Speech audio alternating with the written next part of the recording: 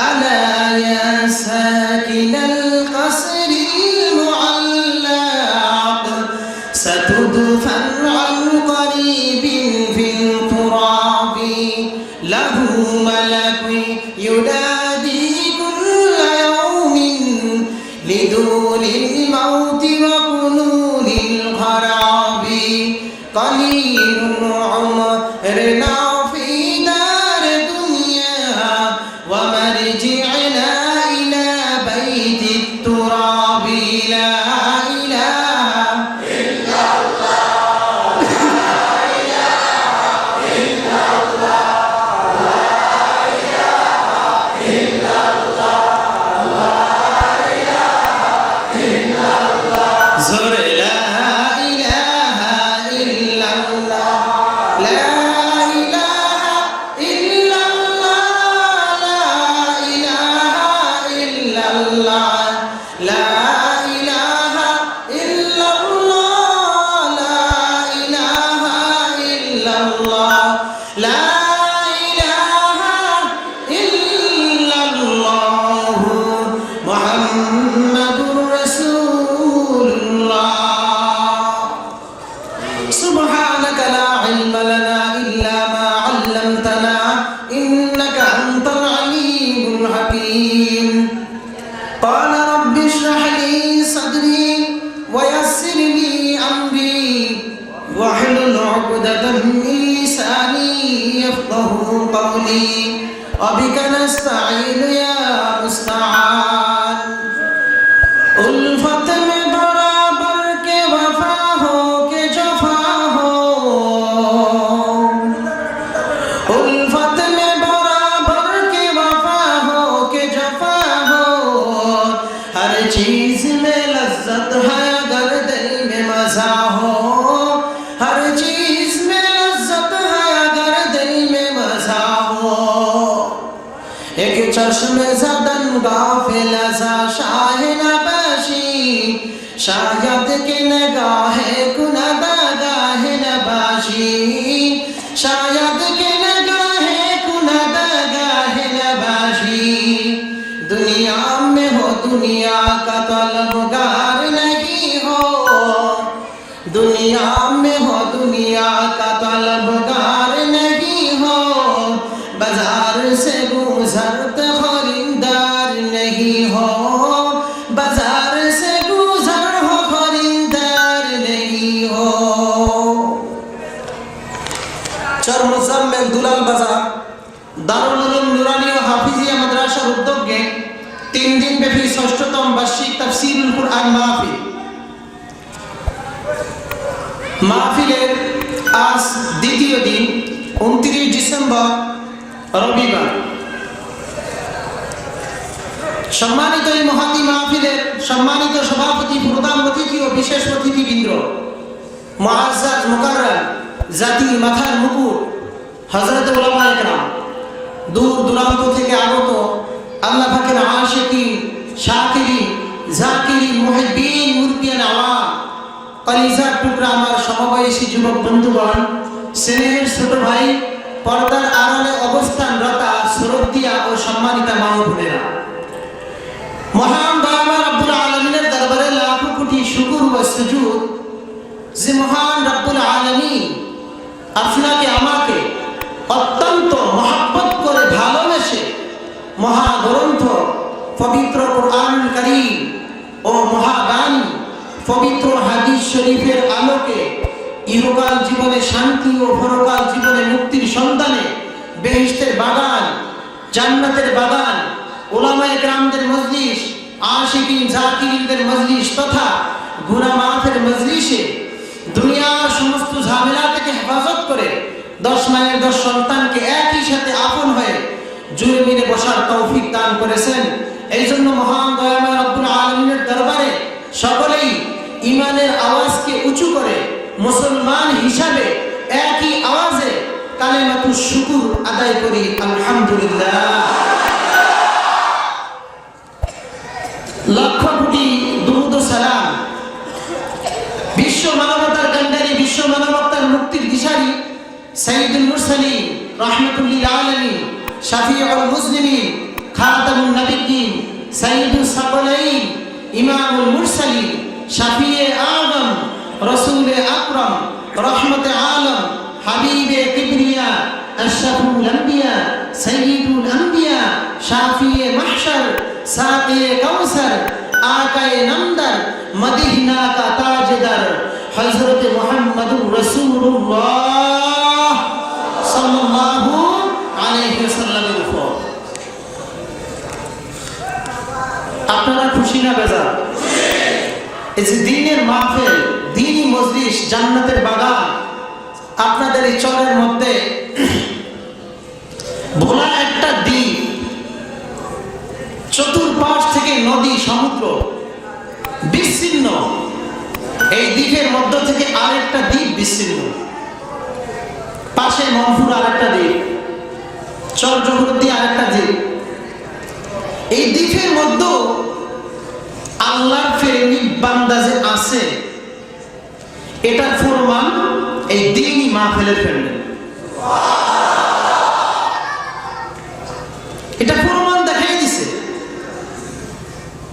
আপনারা জানেন না, শুকরিয়া দান বলি, এর চেয়ে বড় আয়োজন 7 দিন ব্যাপী ঐতিহাসিক তাফসীরুল কোরআন মাহফিল এত লোক আসে না।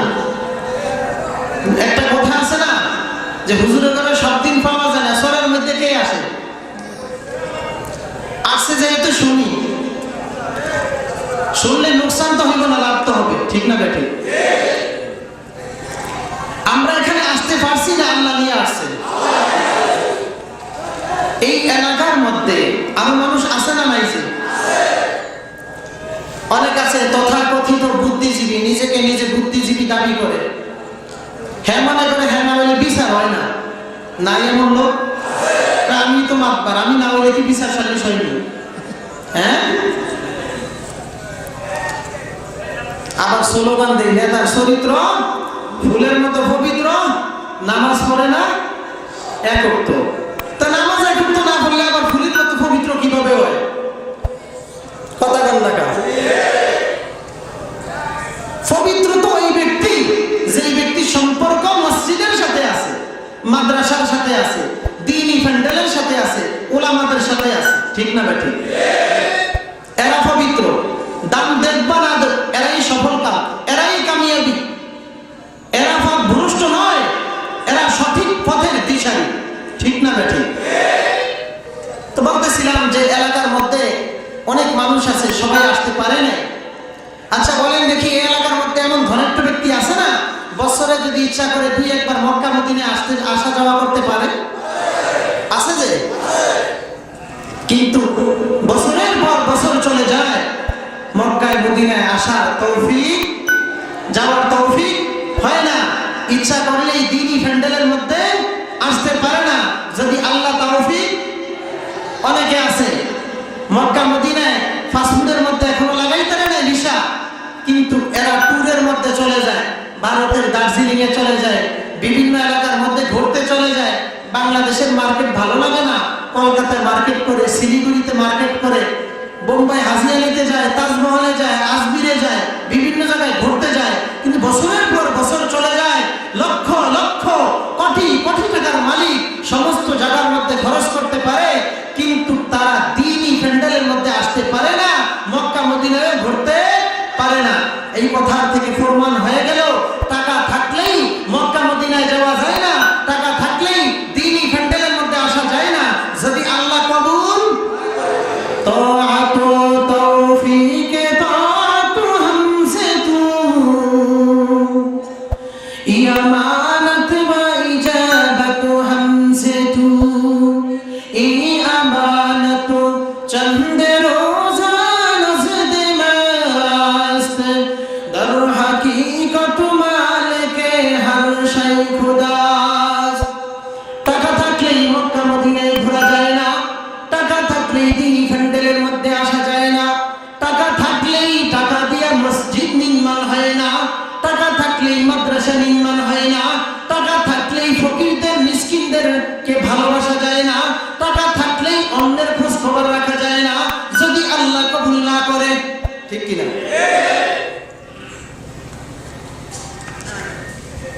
আমি আপনাদের সামনে কোরআনুল কারীমের 114 নম্বর সূরাতের মধ্য থেকে 2 নম্বর সূরাতুল বাকারা 21 নম্বর আয়াতে কারিমা 22 নম্বর আয়াতে কারিমা তেলাওয়াত করেছি।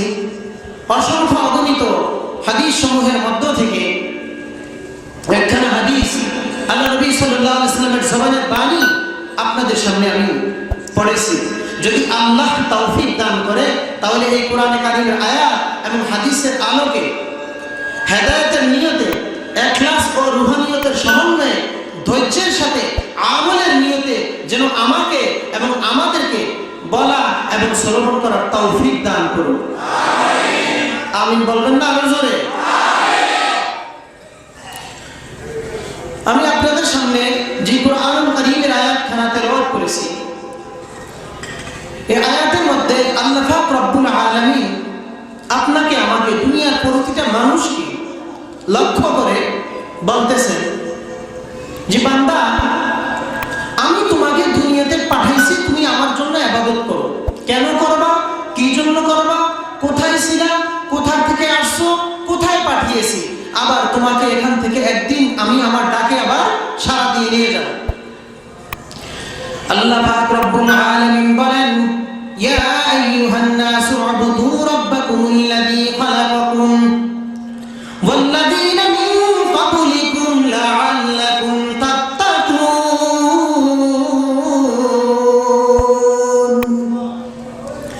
আল্লাহ পাক রব্বুল আলামিন বলেন, ইয়া আইয়ুহান নাসু উবুদু রাব্বাকুমুল্লাযী খালাকাকুম, দুনিয়ার মানুষ ভালো করে জেনে নাও, তুমি তোমার রবের ইবাদত করো, যেই রব তোমাকে বানিয়েছেন এবং বানানোর পর দুনিয়াতে পাঠিয়েছেন। ওই রবের ইবাদত করো যেই রব নাকি বানাইছেন এবং তোমাকে দুনিয়াতে পাঠাইছেন। ওয়াল্লাযীনা মিন ক্বাবলিকুম, এবং তোমার আগে আরো পূর্ববর্তী এমন উম্মত ছিল, তাদেরকে যে আল্লাহ বানাইছেন। ইবাদত করলে কি হবে? লাআল্লাকুম তাত্তাকুন, তাহলে তোমরা কামিয়াব হয়ে যাবা, সফলতা হয়ে যাবা, পরহেজগারি ইখতিয়ার করবা, সমস্ত কাজের মধ্যে সমস্ত সমস্যার সমাধান হয়ে যাবে। কার ইবাদত করলে? জোরে বলেন না, কার ইবাদত করলে? আল্লাহ। কেন ইবাদত করব? আল্লাহ পাক রব্বুল আলামিন সূরাতুল বাকারার পরের আয়াত 22 নম্বর আয়াতে কারিমার মধ্যে বলেন, আল্লাযী জাআলা লাকুমুল আরদা ফিরাশান ওয়াস সামাআ বিনাআ। ওরে বান্দা, আমি আল্লাহ এই আসমানকে, এই জমিনকে বানাইছি বিছানা স্বরূপ। এই জমিনকে বানাইছি বিছানা এবং আসমানকে বানাইছি আমি তোমার জন্য ছাদ স্বরূপ, ছাদ হিসেবে বানাইছি। ওয়া আনজালা মিনাস সামাই মাআন ফাআখরাজা বিহি মিনাস সামারাতি রিজকান লাকুম, এবং আসমান থেকে আমি আল্লাহ এই জমিনের মধ্যে মুষলধারে আমি বৃষ্টি বর্ষণ করেছি, বৃষ্টি দিয়েছি। ওই বৃষ্টির পানি দ্বারা আবার তোমার রিজিকের জন্য আমি ফল এবং ফসলের ব্যবস্থা করেছি। কে করেছে? কে করেছে? আসমান থেকে পানি দিয়েছে, পানির দ্বারা আবার ফল এবং ফসল উৎপাদন করেছে। আল্লাহ তাআলা বান্দার হালাল রিজিকের জন্য ফল এবং ফসল উৎপাদন করেছে। ফালা তাজআলু লিল্লাহি আনদাদা ওয়া আনতুম তা'লামুন। ওরে বান্দা, এই ফল ফসল খায়া একমাত্র তুমি আল্লাহর ইবাদত করো। ফালা তাজআলু লিল্লাহ, আল্লাহ তাআলার সাথে অন্য কাউকে শরীক করিও না। কে বলেছেন? আল্লাহ পাক রব্বুল আলামিন বলেন, আমার সাথে তুমি অন্য কাউকে শরীক করিও না, আমার সাথে শরীক করিও না। তুমি সমস্ত সবকিছু জানো, আমার সাথে শরীক করলে তোমার কোনো লাভ হবে না, ইবাদত কোনো গ্রহণযোগ্য হইবে না। কে বলেছেন? আল্লাহ পাক রব্বুল আলামিন বলেছেন যে আমার ইবাদত করবা, আমার সাথে অন্য কাউকে শরীক করিও না। আমি যে তোমাকে দুনিয়াতে পাঠাইছি ইবাদত করার জন্য, তোমার পূর্ববর্তী যা ছিল, উম্মত যারা ছিল, তাদেরকেও আমি বানাইছি একমাত্র ইবাদত করার জন্য। আমার সাথে কোনো কিছুতে শরীক করিও না। আমি আসমান থেকে পানি দিয়েছি, বৃষ্টি দিয়েছি মুষলধারে, ওই বৃষ্টির পানি দ্বারা ফল এবং ফসল তোমার জন্য আমি আল্লাহ উৎপাদন করেছি। কে করেছে? আল্লাহ। কে করেছে? আপনি আমি মনে করি জমিনে ফসল আমি নিজে করি, কয়েকদিন পরে সার ঔষধ দেই, এগুলা বড় হয় না, কখনো সম্ভব না। তোমার ইচ্ছার দ্বারাই যদি সবকিছু হইতো, তাহলে তুমি পেঁপে গাছ লাগাইছো, মনে মনে ভাবছো পেঁপে গাছটা অনেক বড় তাড়াতাড়ি হইতেছে, না জানি অনেক বড় বড় ফল আসবে, কিন্তু না, কয়েকদিন পরে দেখা গেল ফল আসলো না, শুধু ফুল আসলো। ঠিক কিনা? তুমি দেখছো তাল গাছ, মনে মনে ভাবতেছো গাছটা অনেক সুন্দর কালো হয়ে বড় হইতেছে, মনে হয় এই তাল গাছটা যত বড়, তাল গাছের ফল নাকি কত বড়, কিন্তু না না, কিছুদিন পর দেখতে পারো তুমি ফল নাই, শুধু কি আছে? ফুল আছে, ফল নাই। তোমার ইচ্ছার দ্বারাই যদি সবকিছু হইতো, তোমার চেষ্টার দ্বারাই যদি সবকিছু হইতো, তাহলে তোমার ইচ্ছা মতোই তুমি ফুল ফল পাইতা, তোমার ইচ্ছা মতোই তুমি পেঁপে পাইতা, তোমার ইচ্ছা অনুযায়ী জমিনে ধান লাগাইছো, সার বেশি তুমি দিয়েছো, সবকিছু তুমি বেশি দিয়েছো, ইচ্ছা অনুযায়ী তোমার জমিনে ফসল হওয়ার বেশি কথা ছিল, কিন্তু না না, দেখা গেল তোমার জমিনে ফসল হয় নাই, তোমার জমিনে ধানগুলা হইছে, তুমি মনে মনে ভাবছো কত সুন্দরভাবে বড় হইছে, কয়েকদিন পরে দেখলা বৃষ্টি আসিয়া তুফান আসিয়া ওই ধানগুলা পানির সাথে মিশে গেছে, এক তোলা ধানও তোমার ঘরে 2 কেজি ধানও আসে নাই। ঠিক কিনা? তোমার ইচ্ছার দ্বারাই সবকিছু যদি হইতো, তাহলে তোমার ইচ্ছার দ্বারাই পেঁপে গাছে পেঁপে হইতো, তোমার ইচ্ছার দ্বারাই তাল গাছে তাল হইতো, তোমার ইচ্ছার দ্বারাই জমিনে ধান হইতো, কিন্তু না না, তোমার ইচ্ছার দ্বারাই হয় নাই। ফালা তাজআলু লিল্লাহি আনদাদা ওয়া আনতুম তা'লামুন। ওরে বান্দা, তুমি জানো, তারপরও কেন তুমি আল্লাহর সাথে নাফরমানি করো, কেন তুমি আল্লাহর সাথে শরীক করো? এই জন্যই জমিন কার? কার? এই জমিন যেহেতু আল্লাহর, হুকুম কার চলবে? হুকুম কার চলবে? আসমান কার? আপনাকে আমাকে কে বানাইছে? আল্লাহ যেহেতু বানাইছে, এই জন্য ইবাদত চলবে একমাত্র কার? যে ইবাদতের মধ্যে অন্য কাউকে শরীক করা যাইবে না। যাইবেনি? ছেলের থেকে হয় না, জমিন থেকে হয় না, ব্যবসার থেকে হয় না, ছেলের চাকরি থেকে হয় না, কিছুর থেকে হয় না, সমস্ত সবকিছু একমাত্র আমার মাওলার থেকে হয়। কার থেকে হয়? এই কথা অন্তরের মধ্যে বিশ্বাস করতে হবে কিনা? মুসলমান দুনিয়াতে চলবে, মুসলমানের আওয়াজ সবচাইতে উঁচু থাকবে, মুসলমানের চরিত্র, মুসলমানের আওয়াজ, মুসলমানের ইবাদত, মুসলমানের চালচলন, এগুলা অন্য অন্য জাতির থেকে আলাদা থাকবে। ঠিক কিনা? মুসলমানের চরিত্র এমন থাকবে, মুসলমানের চরিত্রের মধ্যে কোনো নাফরমানি চলবে না আল্লাহর, মুসলমানের চরিত্রের মধ্যে আল্লাহর সাথে শিরক চলবে না, মুসলমানের চরিত্রের মধ্যে বেপরদা থাকতে পারবে না, মুসলমানের চরিত্রের মধ্যে ঘুষ থাকতে পারবে না, মুসলমানের চরিত্রের মধ্যে সুদ থাকতে পারবে না, মুসলমানের চরিত্রের মধ্যে ওয়াদা খেলাপ থাকতে পারবে না। ঠিক কিনা? ওরে মুসলমান, তুমি কত বড় দামি, তোমার নিজের দাম তুমি ভুলে গেছো। কারণটা কি?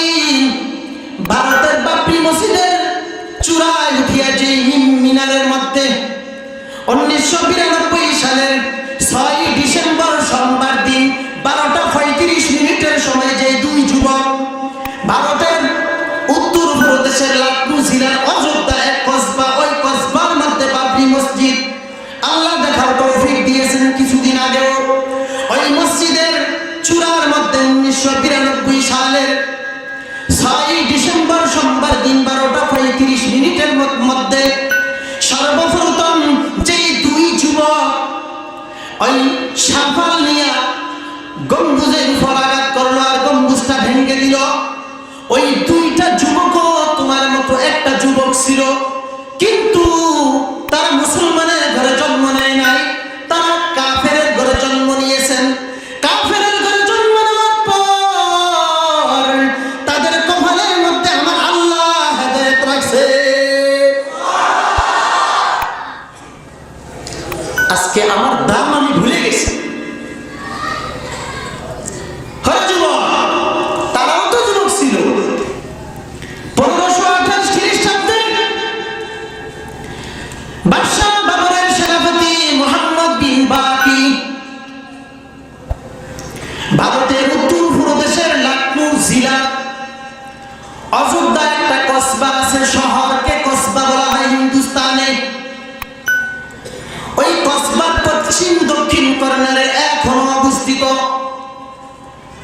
শুধু একটা বাবরি মসজিদ নয়, 1528 খ্রিস্টাব্দে বাদশাহ বাবরের সেনাপতি মোহাম্মদ বিন বাকির তত্ত্বাবধানে ওই বছরে পুরা হিন্দুস্তানের মধ্যে, হিন্দুস্তান শুধু ভারত ছিল না, ভারত, শ্রীলঙ্কা, মায়ানমার, নেপাল, ভুটান, বাংলাদেশ, পাকিস্তান, এগুলাকে হিন্দুস্তান বলা হয়।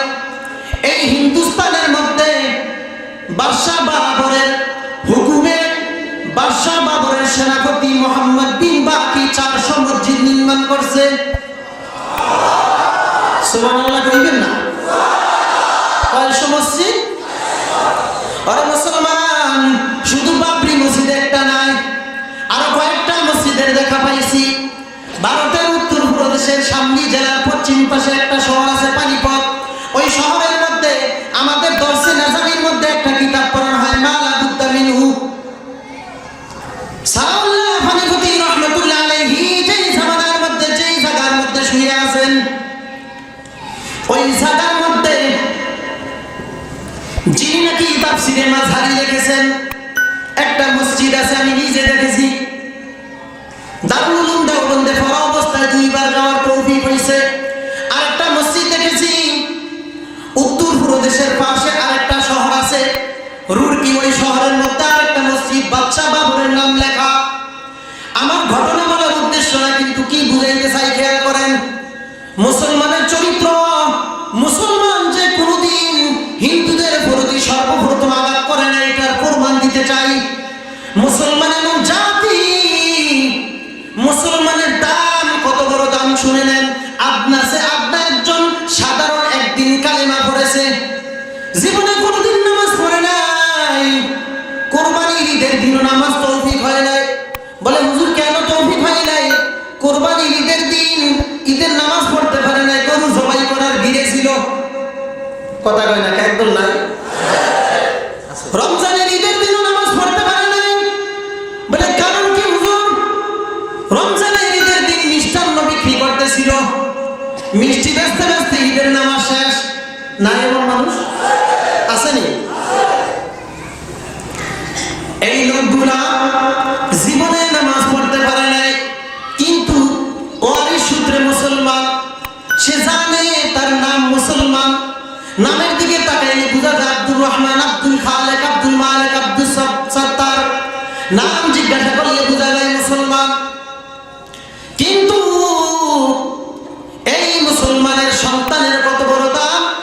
আপনি একজন মুসলমান যদি এই জমিনে থাকে, আল্লাহ পাক রব্বুল আলামিন আসমানকে আসমানের জায়গায় রাখবে, জমিনকে জমিনের জায়গায় রাখবে। আপনার মুসলমানের এত বড় দাম, একজন সাধারণ মুসলমান। শুধু তাই নয় রে মুমিন, 1528 খ্রিস্টাব্দে থেকে নিয়ে 1885 খ্রিস্টাব্দে পর্যন্ত 357 বছরের মধ্যে কোনো ঝগড়া নাই, কোনো মারামারি নাই, কোনো কিলাকিলি নাই, কোনো কিছুই নাই। হিন্দুরা মন্দিরে তারা ইবাদত করে, মুসলমান মসজিদে ইবাদত করে, কারো সাথে কারো কোনো দ্বন্দ্ব নাই। কিন্তু দেখেন মুসলমানের চরিত্র কত বড় ভালো। মুসলমান কোনোদিন আগে আঘাত করে নাই। মুসলমানের ইমানি জজবা কতটুকু, এই জিনিসটা বুঝাইতে চাই খেয়াল করেন। দেখা গেল কয়েকদিন হয়ে গেল 1885 খ্রিস্টাব্দে সর্বপ্রথম অযোধ্যার মধ্যে এলাহাবাদ কোর্টের মধ্যে সর্বপ্রথম মামলা দেয় কি?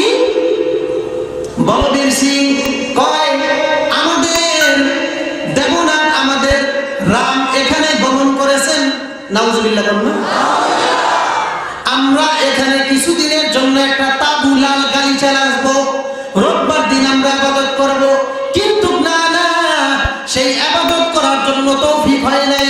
কিন্তু হইতে দেখা গেল 1900 এই জিনিসটা নিয়ে 1954 সাল, 1965 সাল, 1974 সালের মধ্যে সর্বপ্রথম আন্দোলনের অগ্রদূত শুরু হয়। কিন্তু হইতে তারপরে মুসলমান ধৈর্য ধারণ করে। মুসলমান কোনোদিন আগে কোনোদিন আঘাত করে না। মুসলমান যখন আল্লাহর নবীর বিরুদ্ধে কথা বলে, তখন আর কখনো ঘরে বসে থাকতে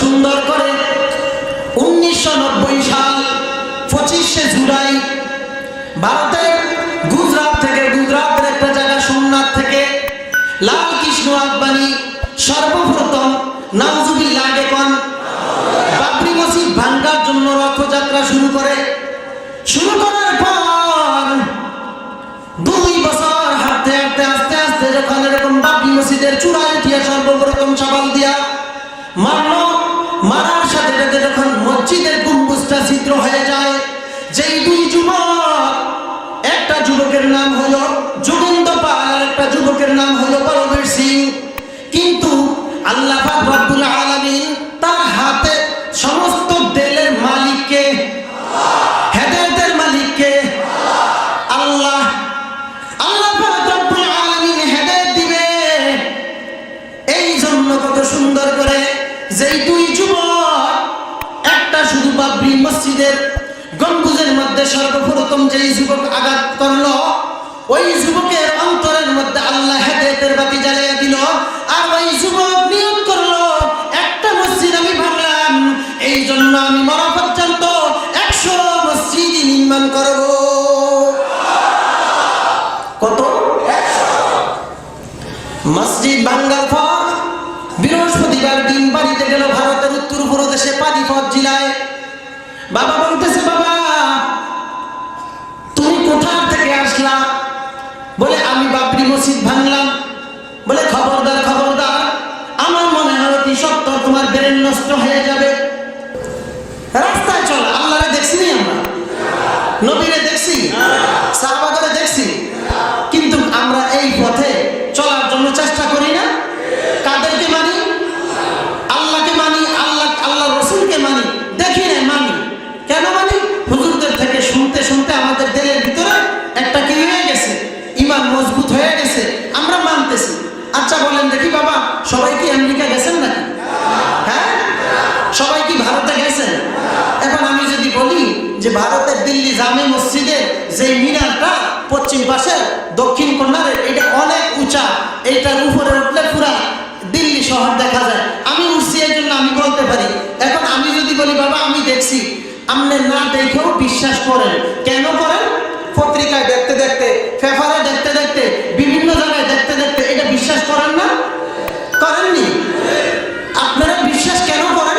দেখি না, কিন্তু বলতে পেপার পত্রিকায় দেখতে দেখতে এই জিনিসটা আমরা বিশ্বাস করি কিনা? এই জন্য বলতেছিলাম, খবরদার হক্কানি ওলামায়ে কেরামদের দিকে লক্ষ্য করবেন। ওই দিকে আমি একটু করে আলোচনা করব। এদের মধ্যে ইবলিস বোঝেননি, এ অনেক বড় চালু। কেমন চালু জানেননি? কয় কত সুন্দর করে তোমরা জামাতে যাইতা, এইটার মধ্যে ফাটল ধরাই, ঠিক কি না? কথা কয় না কা? এইটার মধ্যে ফাটল ধরাই কয় কা? কয় বুঝবে না কিছু। আমিরের ফয়সালা করো। আমিরের ফয়সালা কখন মানবো? যখন আমি দেখি আমার আল্লাহ এবং রসুলকে মানে, আল্লাহ এবং রসুলের কথার সাথে কোরআনের সাথে মিল আছে, ততক্ষণ পর্যন্ত মানবো, ঠিক কিনা? আমি আমার আমিরকে ওই সময় পর্যন্ত মানবো যতক্ষণ দেখি আমার আমির কোরআন ও হাদিস অনুযায়ী চলে। যখন দেখি আমার আমির কোরআন ও হাদিস অনুযায়ী চলে না, এখনো আমি আমার আমিরকেও মানি না, ঠিক কিনা? আছে না আপনাদের ঈশ্বরের মধ্যে ভেজাল? আছে না কিছু আছে যে? খবরদার হুজুরে করে পাইছেন, নেয়ামতের শুকরিয়া আদায় করেন। ভাগ্য আপনাকে ভালো, কপাল অনেক ভালো। জানাজা নামাজ পড়তে হুজুর লাগে, জানেন? নিজে দেখেছি। আমার এক দোস্ত মারা গেছিল ভারতের রাজস্থানে, দারুল দেওবন্দে থাকা অবস্থায় 2015 সালে। তো দোস্তর বাড়িতে গেছিলাম, যাওয়ার পরে জানাজার নামাজ দিয়েছে আসরের নামাজের পরে। জিজ্ঞাসা করলাম ভাই কি? 40 মাইল দূরের তো হুজুর আনা লাগে এই জায়গায় নামাজ পড়তে, আপনি যাইবেন এটা তো আমরা জানি না। জান্নাতের মধ্যে আসেননি? আমরা জান্নাতের মধ্যে আছি। 40 কিলোমিটার দূর থেকে হুজুর আনিয়া আসরের নামাজের পরে নামাজে জানাজা পড়াইছে রাজস্থান। আল্লাহর জিনার মধ্যে কিশনগড় একটা জায়গা আছে, নিজের চোখে দেখা। আজকে বলেন এই তুলনায় আল্লাহ আমাদেরকে ভালো লাগছে কিনা?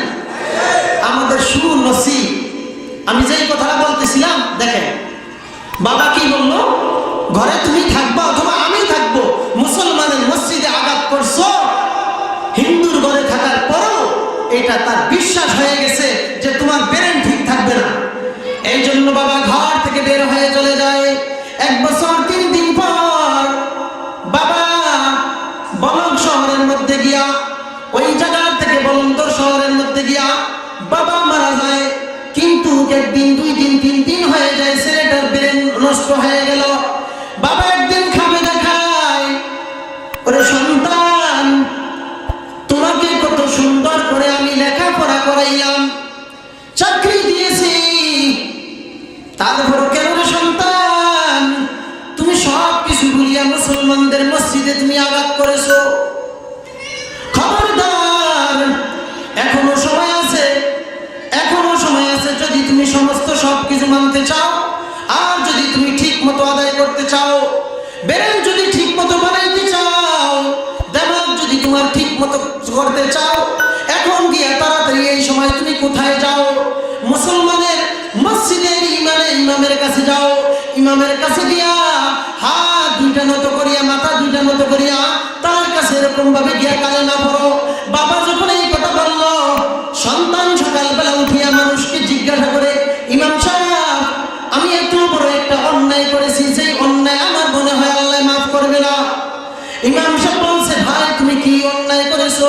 বলে, আমি বাবরি মসজিদের সর্বপ্রথম যেই শাবাল দিয়া মিনার চূড়ার উপরে আমি আঘাত করেছি, মিনারের উপর, গম্বুজের উপর, ওই লোক বলবীর সিং আমি। হুজুর বলতেছে, তোমার মাফ আছে? বলে, কোথায় যাও?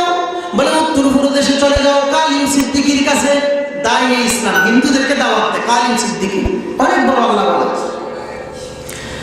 হযরতের কাছে যাওয়ার পর বলতেছে, হুজুর আমার মাপ পাওয়ার মতো কোনো জায়গা আসেনি। হুজুর বলতেছে, আল্লাহ পাক রব্বুল আলামিন কুরআনুল কারীমের সূরার 53 নম্বর আয়াতে কারীমার মধ্যে স্পষ্ট আলোচনা করেছেন, কুল ইয়া ইবাদিয়াল্লাযীনা আসরাফু আলা আনফুসিহিম লা তাকনাতু মির রাহমাতিল্লাহ ইন্নাল্লাহা ইয়াগফিরুয যুনুবা জামিআ ইন্নাহু হুয়াল গফুরুর রাহিম। কুল ইয়া ইবাদিয়াল্লাযীনা আসরাফু আলা আনফুসিহিম, হ্যাঁ দুনিয়ার মানুষ যারা নফসের বিরুদ্ধে জুলুম করেছো, নফসের বিরুদ্ধে জুলুম করেছো, আমলনামাটা গুনাহ দিয়া ভরে ফেলাইছো, আমলনামাটা একেবারে কালো হয়ে গেছে, আমলের মধ্যে ইবাদতের কোনো চিহ্ন নাই, আমলের মধ্যে নেকি নাই, নফসের বিরুদ্ধে জুলুম করেছো। এখন তুমি তওবা করো আল্লাহর দরবারে, লা তাকনাতু মির রাহমাতিল্লাহ, আল্লাহর রহমত থেকে কখনো নৈরাশ হয়ো না। ইন্নাল্লাহা ইয়াগফিরুয যুনুবা জামিআ, জামিআর তাফসীরের মধ্যে লেখেন, যদি সমুদ্রের ফেনা সমতুল্য গুনাহ নিয়া যদি বান্দা খালেস নিয়তে তওবা করে, আমি আল্লাহ তার গুনাহকে maaf করাইয়া তাকে তার নামটা আমি জান্নাতের দরজায় লিখিয়া দিব। এই কথা বলার পর কালিম সিদ্দিকী যখন বলতেছে, ভাই কোরআনের আয়াতের মধ্যে আছে, যতই গুনাহ করেছো মসজিদের মালিক কে? কে? মসজিদ ঘরের মালিক আল্লাহ। তুমি মসজিদ ভাঙছো, আল্লাহর ঘরের উপর আঘাত দিয়েছো, মাপ চাও, মাফ করবে কে? মাফ করবে। বলে, হুজুর আমাকে ওযু করান। ওযু করাইলো, গোসল করাইলো, পবিত্র কাপড় পরাইলো। কালিম সিদ্দিকী তাকে এবার বলতেছে, তুমি আমার সাথে সাথে এবার উচ্চ স্বরে তুমি পড়ো, লা ইলাহা ইল্লাল্লাহ মুহাম্মাদুর রাসূলুল্লাহ রাব্বিয়াল্লাহ লা ইলাহা গায়রুহু আনা বিহি মুহাম্মাদ মুস্তাফাহু দীনিয়াল ইসলাম দীনুকাহু আযকু ফুরানান ওয়া আফওয়ান ইনদাহু। লা ইলাহা ইল্লাল্লাহ পড়লো, মুসলমান হয়ে গেল। হুজুর দ্বিতীয় কাম কি? বলে, ভাই দ্বিতীয় কাম কি? মসজিদ কয়টা ভাঙছো? বলে, একটা মিনারে বাড়ি দিয়েছি। বলে, কি নিয়ত করেছো? বলে, যতদিন পর্যন্ত বাঁচবো ততদিন পর্যন্ত নিয়ত করেছি 100 মসজিদ বানাইবো। কয়শো মসজিদ? ভাঙছে কয়টা? একটা। বানাইছে কয়টা? 100 মসজিদ বানানোর নিয়ত করেছে। কয়েকদিন আগে সাক্ষাৎকার দিয়েছে 67টা মসজিদ এই 29 বছরে মধ্যে নির্মাণ হয়ে গেছে। হেদায়েত কার তো বলবীর সিংয়ের নাম বলবীর সিং বাদ দিয়া মোহাম্মদ আমির রেখেছে। এই জন্য বলেছিলেন মুমিন এখনো সময় আছে, এখনো সময় আছে। ইমানের পতাকার তলে আয়, ইমানের ঝান্ডার নিচে আয়, ইমানের কালেমার পতাকার নিচে আসো। কালেমার পতাকার নিচে আসিয়া সকলে এক দলে দল হইয়া এক বাক্যে সকলে আয়া নবীর বিরুদ্ধে যারা কথা বলবে, ইসলামের বিরুদ্ধে যারা কথা বলবে, মাদ্রাসার বিরুদ্ধে যারা কথা বলবে, মসজিদের বিরুদ্ধে যারা কথা বলবে, সমস্ত সবকিছু দলাদলি বাদ দিয়ে এক কাতারে হইয়া নবীর দুশমনদের বিচার আগে করতে হবে কিনা? ও মুসলমান ইমানদার, ভালো করে জেনে রাখো, আপনি তাবলীগ করেন, আরেকজনে তাবলীগ করে না। আপনি এক পীরের মুরিদ, আরেকজনে আরেক পীরের মুরিদ। কোনো সমস্যা নাই। আপনার দলাদলি সমস্ত সবকিছুর মধ্যে তরিকার মধ্যে ভেজাল থাকতে পারে, কিন্তু আল্লাহর ইবাদতের মধ্যে কোনো ভেজাল নাই। আপনি যেই পীরের মুরিদ হোক না কেন, নামাজ যদি এশারের 4 রাকাত ফরজ হয়, আপনি যেই তরিকার পীরই হোক না কেন 4 রাকাত নামাজ সকলের নিকট ফরজ, ঠিক কি না?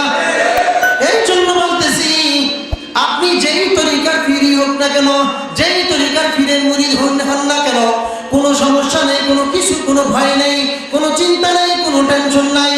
যদি নবীর বিরুদ্ধে কথা বলা হয়, ইসলামের বিরুদ্ধে যদি কথা বলা হয়, মাদ্রাসার বিরুদ্ধে যদি কথা বলা হয়, সকলে দলাদলি বাদ দিয়া, তরিকার ভেদাভেদ বাদ দিয়া, একই রাস্তায় আসিয়া, একই প্ল্যাটফর্মে আসিয়া সকলে এক বাক্যে নবীর বিরুদ্ধে যারা কথা বলবে, ওই নাস্তিক বেঈমানদের বিচার আগে করতে হবে, ঠিক কিনা? এই জমিনে হিন্দুও থাকবে, মুসলমানও থাকবে, কোনো সমস্যা নাই। থাকবে হিন্দু থাকলে কোনো সমস্যা আছে? মুসলমান থাকলে কোনো সমস্যা আছে? হিন্দুও থাকবে, মুসলমানও থাকবে, সবাই থাকবে, কোনো সমস্যা নাই। কিন্তু হিন্দুরা হিন্দুর মত অনুযায়ী চলবে, মুসলমান মুসলমানের তরিকা অনুযায়ী চলবে, মুসলমান মুসলমানের মসজিদে নামাজ পড়বে, হিন্দুরা হিন্দুর মন্দিরে ইবাদত করবে। আজ পর্যন্ত কোনো ফরমান নাই মুসলমান গিয়া বিনা অন্যায় মন্দিরে আগে আঘাত করেছে, এটার কোনো ফরমান নাই। কিন্তু এগুলা বাদ দিয়েও লক্ষ লক্ষ মসজিদ স্পেনের মধ্যে জ্বালিয়ে দিছে, দার্জিলিং এর মধ্যে জ্বালিয়ে দিছে, বেলজিয়ামের মধ্যে কয়েক লক্ষ মসজিদকে জ্বালিয়ে দিছে। কিন্তু মুসলমানের মসজিদ আগে জ্বালাইছে, তারপরে ধৈর্যের বাঁধ যখন ভেঙে গেছে, তাৎক্ষণিকভাবে মুসলমান দলবদ্ধ হয়ে হিন্দুদের প্রতি আঘাত পরে করছে, আগে করে নাই, ঠিক কিনা? এই জন্য বলতেছিলাম, রে মুসলমান, আমি আমার অতীতকে ভুলে গেছি, আমি আমার জীবনকে ভুলে গেছি। আল্লাহ পাক রব্বুল আলামিন আমাকে দুনিয়াতে যেই জন্য পাঠাইছেন, দুনিয়াতে যেই জন্য পাঠাইছেন, যদি এই অনুযায়ী যদি ইবাদত না করি, এমন একদিন মালিকের সামনে, লক্ষ কোটি কোটি মানুষের সামনে আমাকে হিসাব দিতে হবে। যেই দিন আল্লাহ পাক রব্বুল আলামিন সূর্যটা অর্ধ হাত নিচে চলে আসবে, 9 কোটি 13 লক্ষ মাইল দূর থেকে সূর্য আজকে আপনাকে আমাকে কত সুন্দর করে আলো দেয়। কিন্তু এমন একদিন আসবে কিয়ামতের ময়দানে সূর্যটা কি হয়ে যাবে, তাপ দিতে থাকবে, ছেলে বাবাকে ভুলে যাবে, মেয়ে মাকে ভুলে যাবে, স্ত্রী স্বামীকে ভুলে যাবে। ওই কঠিন আদালতের ময়দানে সমস্ত মানুষের সামনে আল্লাহ পাক রব্বুল আলামিন ফার্স্টটা প্রশ্ন করবেন, কয়টা কয়টা কয়টা করবেন? মা তাযালু কদমা আবদিন ইয়াওমাল কিয়ামাতি হাত্তা ইউসআল আন খামসিন, আন উমরিহি ফীমা আফনাহু, আন শাবাবিহি ফীমা আবলা, ওয়া আন মালিহি মিন আইনা ইকতাসাবাহু ওয়া ফীমা আনফাকাহু, ওয়া আন ইলমিহি মাযা আমিলা ফীহি। কিয়ামতের ময়দানে লক্ষ কোটি কোটি মানুষের সামনে আল্লাহ পাক রব্বুল আলামিন সমস্ত আসরবাসীর সামনে দাঁড়াইয়া তার আমলনামাটা খুলে দিবেন। বলবেন, ওরে বান্দা, তোমার আমলনামাটা আমি খুলে দিছি। বান্দা চতুর্দিকে তাকাইবে, লক্ষ কোটি কোটি মানুষ থাকবে, চোখের আড়াল থেকে ওই মানুষগুলাকে মুছে দেওয়া হইবে। আমলনামাটা খোলার পর বান্দা দেখতে পাইবে আমার আমলনামাটা কেমন জানি একটা কালো। ওরে মুমিন, ওই সময় বান্দা আমলনামাটা কালো দেখার পর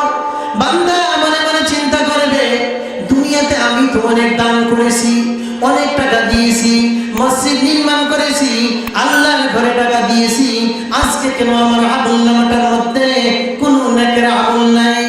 ওরে মুমিন, ওই সময় আমলনামাটা খোলার পর বান্দা চতুর্দিকে তাকাইয়া মনে করবে আজকে আমার বিরুদ্ধে আবার কে সাক্ষী দিবে?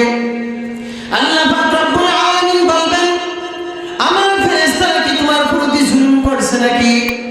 বলে মাওলা, আমি তো সব কিছু করেছি, ইবাদত করেছি। বলে তুমি সব কিছু করেছো, ইবাদত করেছো মানুষকে দেখানোর জন্য, এই জন্য তোমার আমলনামার মধ্যে কোনো নেকি নাই। বান্দা চতুর্দিকে তাকাইয়া আল্লাহ পাক রব্বুল আলামিন বলবেন, আজকে যদি তোমার বিরুদ্ধে আমি সাক্ষী পেশ করি তোমার কি অবস্থা হবে? বান্দা চতুর্দিকে তাকাইবে, লক্ষ কোটি কোটি মানুষ থাকবে, কিন্তু চক্ষুর আড়াল থেকে মানুষগুলা মুছে ফেলা হইবে। ওই সময় না দেখিয়া মনে মনে ভাববে, এই সময় আজকে আবার আমার বিরুদ্ধে কে সাক্ষী দিবে? ওরে মুমিন, দুনিয়াতে টাকা দিয়া মিথ্যা সাক্ষী দিয়া মিথ্যা সাক্ষী বানাইয়া ফাঁসির কাস্টে ঝুলানো সম্ভব, ঠিক কিনা? কিন্তু কামুল হাকিমিনের দরবারে কিয়ামতের ময়দানে ছেলে বাবাকে ভুলে যাবে, মাকে ভুলে যাবে, কোনো কারো পরিচয় থাকবে না। ওই সময় বান্দার জন্য চতুর্দিকে তাকাইয়া যখন কোনো মানুষ দেখবে না, বান্দা মনে করবে আজকে আমার বিরুদ্ধে আবার কে সাক্ষী দিবে? চতুর্দিকে তাকাইয়া বান্দা যখন দেখবে কোনো মানুষ নাই, তখন বলবে মালিক, আমার বিরুদ্ধে আজকে সাক্ষী পেশ করা হোক। আল্লাহ পাক রব্বুল আলামিন বলেন, দুনিয়ার মানুষ যদি পরীক্ষা দেয়, এই পরীক্ষার রেজাল্ট বের হয় পরে না আগে? দুনিয়াতে যদি কোনো মানুষ পরীক্ষা দেয়, এই পরীক্ষার রেজাল্ট বের হয় পরে না আগে? কিন্তু আল্লাহ পাক রব্বুল আলামিন রেজাল্টটা আগে এরকম ভাবে বের করে দিয়েছেন। ওরে বান্দা, তুমি এই কাজ করবা, এই জিনিস পাইবা, নামাজ পড়বা, নামাজের প্রতিদান পাইবা, রোজা রাখবা, রোজার প্রতিদান পাইবা, হজ করবা, হজের প্রতিদান পাইবা, আলেম ওলামাকে মহব্বত করবা, এদের সাথে জান্নাতে থাকবা, যা কিছু করবা সমস্ত সব কিছু তুমি পাইবা। বান্দা চতুর্দিকে তাকাইয়া যখন দেখবে না, আল্লাহ পাক রব্বুল আলামিন বলবেন, আল-ইয়াওমা নাখতিমু আলা আফওয়াহিহিম ওয়া তুকাল্লিমুনা আইদিহিম ওয়া তাশহাদু আরজুলুহুম বিমা কানু ইয়াকসিবুন। অর্থ, আমি তার মুখে মোহর লাগাইয়া দিব, তার হাত আমার সাথে কথা বলবে। হাত কি বলবে? দস্তগুয়াদে মানচুনি দুজদিদাম, দস্তগুয়াদে মানচুনি দুজদিদাম, লাকগুয়াদে মানচুনি বুসিদাম, চশমগুয়াদে দিদাম সোয়ে হারাম, গোশে গুয়াদে চিদাম সামরুল কালাম। হাত বলবে, ওরে মাবুদ, আমাকে বানানো হয়েছে কুরআনুল কারীমের পৃষ্ঠা উল্টায়া পড়ার জন্য, কিন্তু হাত বলবে আমার দ্বারা এতিমের মাল আত্মসাৎ করতো, আমার দ্বারা অন্যায় জায়গার মধ্যে ব্যবহার করতো। আমাকে যেই জন্য বানানো হয়েছে এই জন্য আমাকে ব্যবহার করে নাই। চক্ষু বলবে আমাকে বানানো হয়েছে কোরআনে কারীম দেখিয়া পড়ার জন্য, কিন্তু না না, আজকে চক্ষু দিয়া কোরআনে কারীম দেখিয়া পড়া হয় না, চক্ষু দিয়া গানের আওয়াজের দিকে তাকানো হয়, চক্ষু দিয়া গানের দিকে তাকানো হয়। ওরে যুবক, আজকে তুমি যৌবনের নেশা, আজকে তুমি গান শোনো, রাত্রে কানের মধ্যে ইয়ারফোন লাগাইয়া তুমি ঘুমাও, যদি আজরাইল আসিয়া যদি তোমাকে দেখে তোমার কানের মধ্যে ইয়ারফোনের গানের আওয়াজ, কি জবাব দিবা? জবাব দেওয়ার মতো কিছু আছে কিনা? কিছু আছে কিনা? আরে যুবক, আজকে যদি তোমাকে বলে দাড়ি কেন রাখো না রে যুবক, তুমি বলো হুজুর এখনো বিয়ে করি না, এখনো বিয়ে করি না, এখনো বয়স হয় নাই। ওরে যুবক, আজকে তুমি সুন্দরী স্ত্রী পাওয়ার জন্য দাড়ি কাটো, অথচ মিশরের সুন্দরীরা হাত কেটেছিল দাড়িওয়ালা ইউসুফ আলাইহিস সালামের জন্য, ঠিক কিনা?